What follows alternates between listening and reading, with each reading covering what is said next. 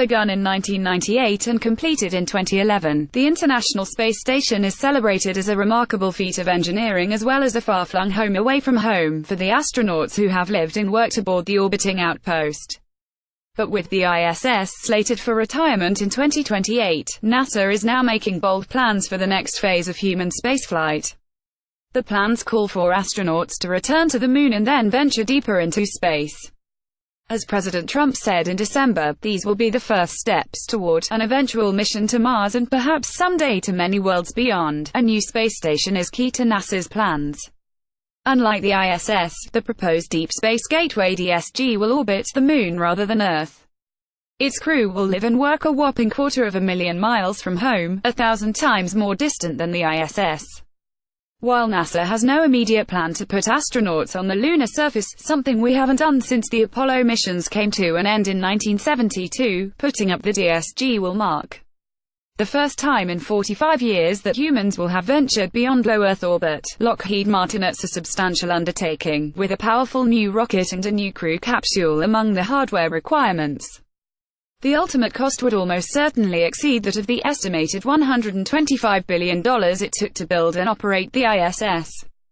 Even if Congress approves the necessary funds, building the DSG will require NASA to team up with international and private sector partners.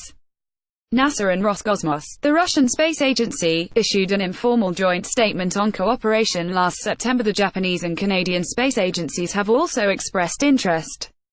But nothing is certain, and space stations and human spaceflight in general have long had powerful critics. One of the most outspoken is Dr. Steven Weinberg, the Nobel-winning theoretical physicist. He's called the ISS an orbital turkey, and said that human beings don't serve any useful function in space, a challenging environment. What would life be like on the Gateway? Lonely, for starters. From the ISS, Earth looms large. At night, bright blotches of light visible through the station's windows mark the world's great cities. But for astronauts on the DSG, our planet will appear barely wider than a thumb held at arm's length. Help, if it's needed, would be weeks away. In contrast, the ISS can be evacuated in a matter of hours. And the deep space environment is inherently risky. Radiation, including high-energy cosmic rays, would pose an ever-present danger to astronauts. It will be a challenging environment, for sure, says Dr. Chris Impey, a University of Arizona astronomer and the author of Beyond Our Future in Space. It would be a lot more cramped than the ISS. I think the psychological stresses of being on the Gateway for months or years would start to pile up. Even getting to the DSG will be a challenge. It will require a new heavy launch vehicle, known as the Space Launch System. Now under development, the SLS will be the most powerful rocket ever built, producing more thrust than the Saturn V rocket used for the Apollo missions. The SLS, in conjunction with another planned craft, the Orion crew capsule, will lift astronauts first into orbit around Earth and then onto lunar orbit. NASA's Space Launch System, seen in this artist's rendering, is billed as the world's most powerful rocket. NASA. There are sound arguments for making the Moon, or its immediate environment, the next logical destination for human spaceflight. It is a natural progression, says Impey. The idea of eventually moving beyond the Earth depends on it being routine to live and work in space, to stay healthy, to feed yourself, and resupply your station, an effort that began in earnest with the ISS and that would continue with the proposed Gateway. And, Impey says, in the DSG's low-gravity environment, you're kind of liberated to pursue solar system exploration, stepping stone to Mars after lunar orbit. The next obvious destination for DSG crews would be the lunar surface, last visited by Apollo 17 astronauts Eugene Cernan and Harrison Schmitt in December 1972. And then, eventually, Mars. The DGS would serve as a gateway to deep space. Cheryl Warner, a spokesperson with NASA's Human Exploration and Operations Mission Directorate, told NBC News MAC in an email, adding that the region of space near the Moon, the technical name is cislunar space, offers a true deep space environment where we can gain experience for human missions that push farther into the solar system, including Mars. Warner notes that the station's exact design has yet to be pinned down, though it will include a propulsion system and a crew habitat. NASA is already far along on some of the key components. A non-crew test flight of the SLS, dubbed Exploration Mission 1, is planned for December 2019. The aim is to send an Orion capsule around the Moon, and to deploy a half-dozen satellites.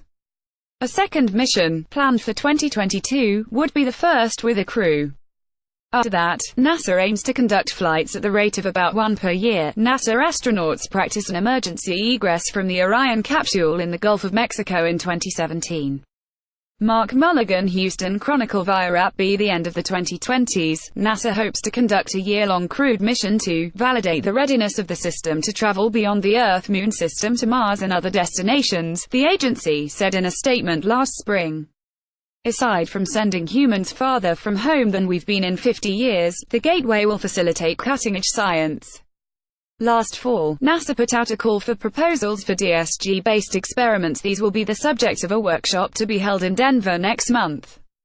NASA expects proposals for planetary science, astrophysics, Earth observations, heliophysics, solar physics, fundamental space biology and human health and performance, the imperative to explore many spaceflight. Experts believe that no matter how much science could be done aboard the DSG, the project can't be justified on scientific grounds alone. Yes, you can get some science done on the side, but science is way down the list, and it is not the motivating factor, says Dr.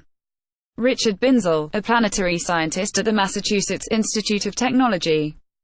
He says a massive undertaking like the Deep Space Gateway makes sense only as a stepping stone to the Red Planet. If we're ever to go to Mars, we have to learn how to operate far from the Earth, he says. We need that operational experience. And I think that is the motivation for the Deep Space Gateway, to gain operational experience away from the comfort zone of low Earth orbit. Of course, the ultimate reason for the push for the Deep Space Gateway, and after it, Mars, comes from the conviction that humans must, eventually, leave our home planet. Binzel quotes rocket pioneer Konstantin Tsiolkovsky, who once said, "Earth is the cradle of humanity, but one cannot live in a cradle forever." Robotic space missions, which by now have visited all of the solar system's planets, have been incredibly successful, and these have been far cheaper than any mission involving a human crew. And yet, Binzel says, the idea of humans in space sparks the imagination in a way that no robotic mission can. There's something impactful about a fellow human being in space, which is hard to quantify. I think it's all about human curiosity, the human imperative to be explorers.